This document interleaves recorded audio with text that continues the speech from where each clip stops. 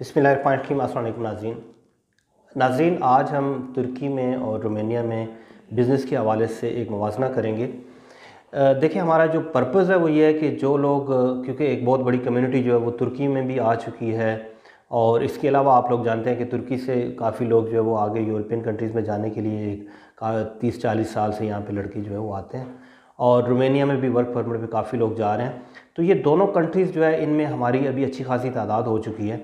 तो इसलिए हमारा मकसद ये है कि इन लोगों को ऐसे रास्ते बताए जाएँ बिज़नेस के लिए, ताकि ये लोग खुशहाल हो सकें, और बजाय जो है ये यहाँ पे कुछ ऐसी प्रॉब्लम्स में फंसने के या आगे भागने के या इल्लीगल रहने के, तो उनको ऐसे रिसोर्स मिलें। तो उसके लिए अभी मैं, क्योंकि मैं रोमानिया में भी ऑफ़िस है मेरा, मैं उस पर वर्कआउट कर रहा हूँ, बहुत सारी चीज़ें जो है इन्फॉर्मेशन दे रहा हूँ, और तुर्की के हवाले से भी यहाँ भी ऑफ़िस में रहा है, तो मैं दोनों तरफ कोशिश कर रहा हूँ, और जहाँ जहाँ इंशाल्लाह फ्यूचर में हम जो है वो कर रहे हैं उस पर काम।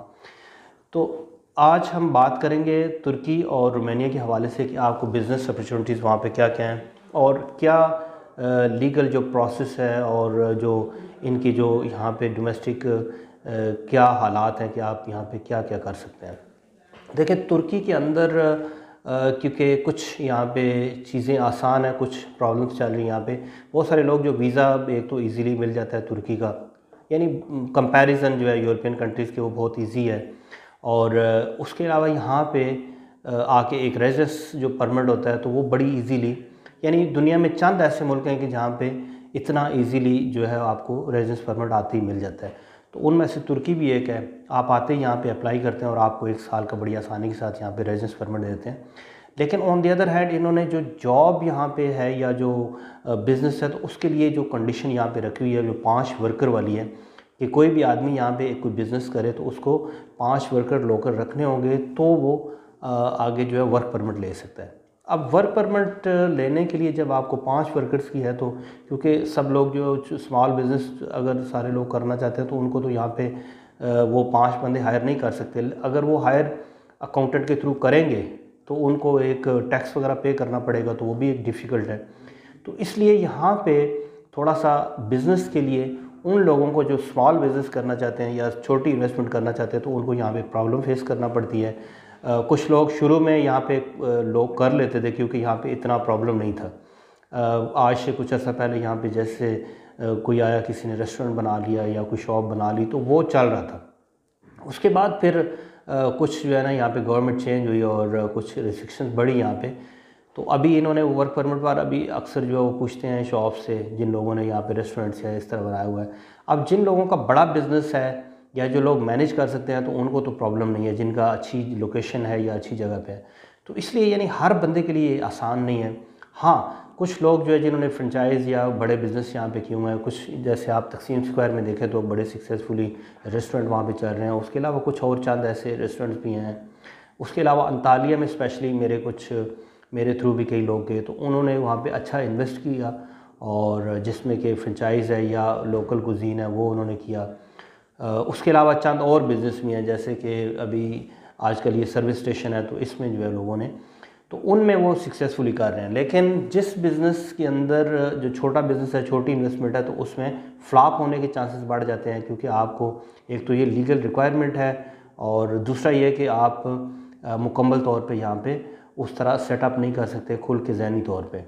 अच्छा, दूसरा यहाँ पे प्रॉब्लम जो है वो अक्सर जो हमारे नॉलेज में आया 2.5-3 साल से, कि यहाँ पे स्पेसिफ़िक बिज़नेस आपके चल सकते हैं। मसलन लैंग्वेज का बैरियर है, और जब तक एक बंदा यहाँ पे कम्प्लीटली इस कम्युनिटी के अंदर इमर्ज नहीं हो जाता, तो उनके लिए जो है ये चीज़ें करना बड़ा मुश्किल है। जैसे कि यहाँ पे जो अफ़गानिस्तान के लोग हैं तो वो इमर्ज हो जाते हैं, वो आते ही पहले कोर्स वगैरह करते हैं, और अक्सर उनमें से वो लोग यहाँ पे जॉब मुख्तलिफ़ होटल्स में या हर जगह पे तकरीबन वो काम कर रहे हैं इनके साथ इमर्ज होके, और उनमें ये है कि फिर वो फ्लेक्सिबली वो काम शुरू कर देते हैं। जबकि हमारा इशू ये है कि हमारे लोग उस तरीके से इमर्ज नहीं हो सकते, और बिज़नेस भी फिर ज़ाहिर है उस तरीके से वो सक्सेसफुल नहीं हो सकता।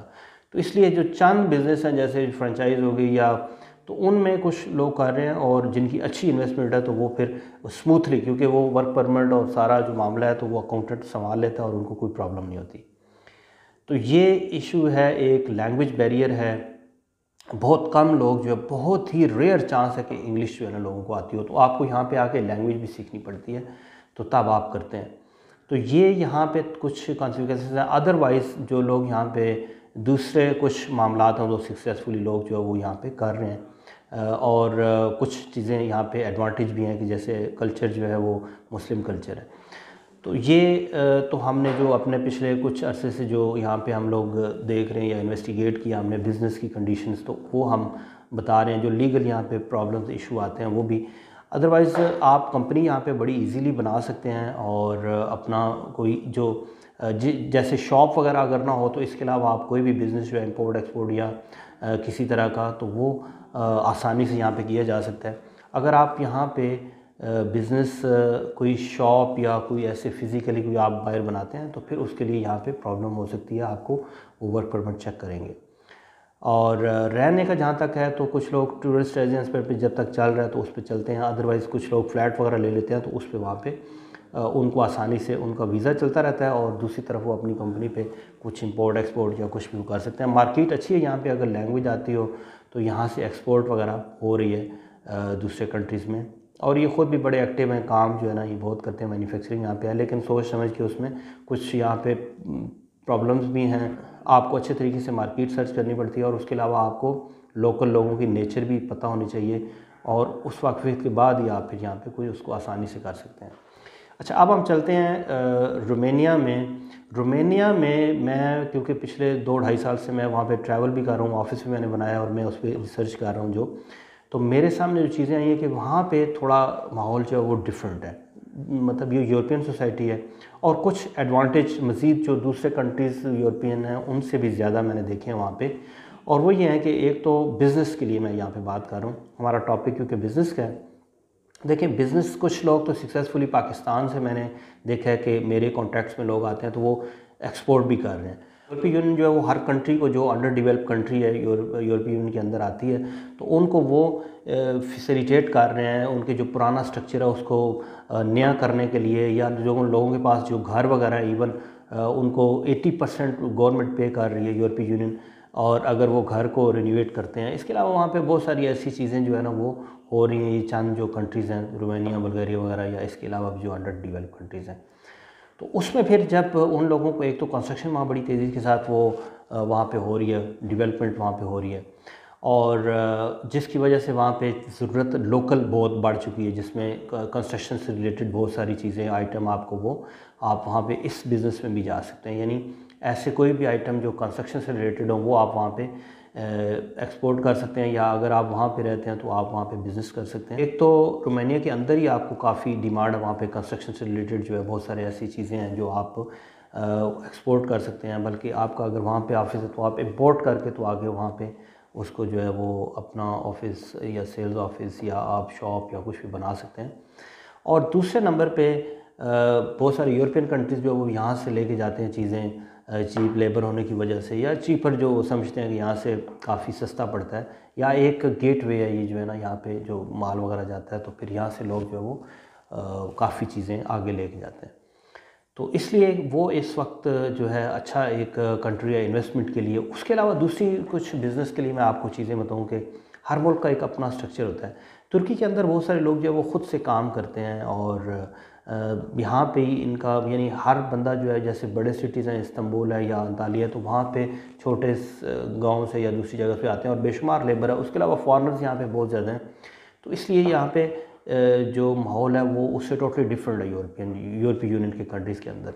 वहाँ पे क्योंकि लेबर जो है वो जो अंडर डेवलप कंट्रीज़ हैं इनकी लेबर ज़्यादा अच्छी सैलरी के लिए आगे जर्मनी या दूसरे कंट्री में चली जाती है, तो उनका गैप बन जाता है। इसलिए वहाँ पे लोकल जो बिज़नेस हैं तो उनमें भी आप देखें कि वो लोग कम इंटरेस्ट लेते हैं। यानी इवन बहुत सारे ऐसे एरिया हैं जहाँ पे शॉप की अगर एक जगह पे ज़रूरत है तो वो नहीं अवेलेबल होगी, किसी जगह खाना पीने की कोई है तो वो अवेलेबल नहीं होगी, तो इसलिए वहाँ मैक्सिमम चांसेस हैं कि आप कोई भी अपना फूड का बिज़नेस कर सकते हैं या कोई शॉप बना सकते हैं या कुछ, यानी अवेलेबिलिटी बहुत है वहाँ पे बहुत सारी जगहों पे। तो ये चांसेस हैं वहाँ पे लोकल मार्केट के अंदर आपको बिज़नेस के। अब हम बात करते हैं वहाँ पे जो प्रोसेस है, जो ज़ाहिर है कि वहाँ पे जो बंदा जाना चाहते हैं, जो लोग माइग्रेट करना चाहते हैं, तो उनके लिए क्या इश्यूज़ हैं वहाँ पे, क्या प्रॉब्लम्स हैं।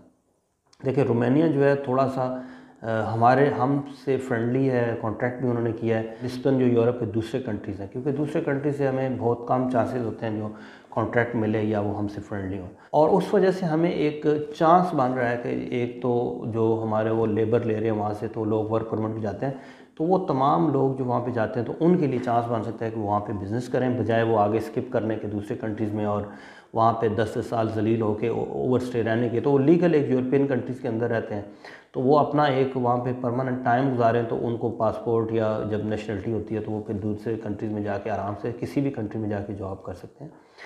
तो इसलिए ये मेरी एडवाइस है कि आप यहाँ पे ही बिज़नेस वगैरह अगर आप देखें तो आप वहाँ पे स्टेबल करें। रोमानिया के अंदर जो लोग भी वर्क परमिट पे वहाँ पे जा रहे हैं या वो स्किप करना चाहते हैं, तो आप वहाँ पे इजी ये है कि कुछ चीज़ें शायद फ्यूचर में वो प्रॉब्लम भी बन जाए, क्योंकि अक्सर लॉयर भी ये बता रहे हैं कि वो अब जो एक बंदा कॉन्ट्रैक्ट पे जाता है तो वो शेयर ही नहीं कर सकता। लेकिन रिसेंटली आप अगर वर्क परमिट पे जाते हैं तो आप अपना वर्क परमिट अपने बिज़नेस परमिट में आप चेंज कर सकते हैं। वो भी वर्क परमिट ही होता है लेकिन उसकी कैटेगरी डिफरेंट होती है अगर आप वहाँ पे कोई बिज़नेस वगैरह स्टार्ट करते हैं। थोड़ा सा ट्रिकी है, वो लॉयर की ज़रूरत होती है और इन चीज़ों में, तो वो आप वहाँ पे अपना बिज़नेस वगैरह आप स्टेबल कर सकते हैं। अच्छा, दूसरे नंबर पे अब बात आती है कि और जो दूसरे वीज़े हैं वो किस तरीके से लें। अब जो वहाँ पे वर्क परमिट का एक तरीका है वो तो अवेलेबल है, लेकिन क्योंकि यूरोपीय यूनियन सारी स्ट्रिक्ट है और हमारे लोग बहुत अरसे से वहाँ से ट्राइयाँ कर रहे हैं, यहाँ से इलीगल भी जाते हैं, तो इसलिए वो थोड़ी रिस्ट्रिक्शन तो है। लेकिन ओवरऑल आप देखें तो आप जो है वहाँ से एक उनका वर्क परमिट वाला जो कंपनी बेस पे है वो अभी तक अवेलेबल है और उसमें आप अप्लाई कर सकते हैं, कंपनी के बाद वर्क परमिट कर सकते हैं और एम्बेसी से लेके आप वर्क परमिट आ सकते हैं। बल्कि इनका प्रोग्राम भी है रेजिडेंस, उसमें 100,000 यूरो जो है आप अगर इन्वेस्ट करते हैं रोमानिया में तो आपको इजीली रेजिडेंस परमिट मिल जाता है और उस पर आप जो है ना वो कर सकते हैं। लेकिन ये है कि आप अगर वर्क परमिट भी रहते हैं तो वहाँ पे ये वाला इशू नहीं है कि आपने कोई वर्क परमिट जो है उसको आप जो है वो आगे चलाने के लिए आपको प्रॉब्लम हो। आप वर्क परमिट जो है इजीली अपना चला सकते हैं 5 साल तक और आपको उसके बाद वो वहाँ पे पीआर आराम से मिल जाती है। दूसरी तरफ मैं समझता हूँ कि जो लड़के जो वहाँ पे जा रहे हैं तो बजाय इलीगल आगे कहीं जाने के तो वहाँ पे काम करें, तो उनके लिए ये चीज़ें जो है वो बेहतर हैं फ्यूचर के लिए। तो ये था आज का हमारा आपसे मुवज़ना, यानी कंपैरिजन देखें तो कुछ चीज़ें यहाँ पे तुर्की में आसान है, जैसे यहाँ पे आना या वीज़ा या दूसरी चीज़ें, निस्बतन रोमानिया में वीज़ा और ये चीज़ें थोड़ी सी ट्रिकी हैं, मुश्किल हैं और वो लाजमी देखते हैं कि बंदा जो है वो रीज़नेबल हो, तो उसके बाद उसका वीज़े का चांस बनता है, तो तब जाके आप वहाँ पे सक्सेसफुली कोई बिज़नेस कर सकते हैं। ऑन दी अदर हैंड जो लड़के वहाँ पे जाते हैं तो वो साथ साथ अपने जो फ्री टाइम है उसमें वो वर्क परमिट भी जॉब करते हैं, तो वो अपना देखें को पार्ट टाइम जॉब करके साथ साथ वो बिज़नेस अपॉर्चुनिटीज़ वहाँ पे करें और उसके बाद वो वहाँ पे सक्सेसफुली बिज़नेस कर सकते हैं। तो इस वक्त के लिए मैं इजाज़त चाहता हूँ, इंशाल्लाह नेक्स्ट वीडियो के साथ फिर हाज़िर होऊंगा। अल्लाह हाफ़िज़।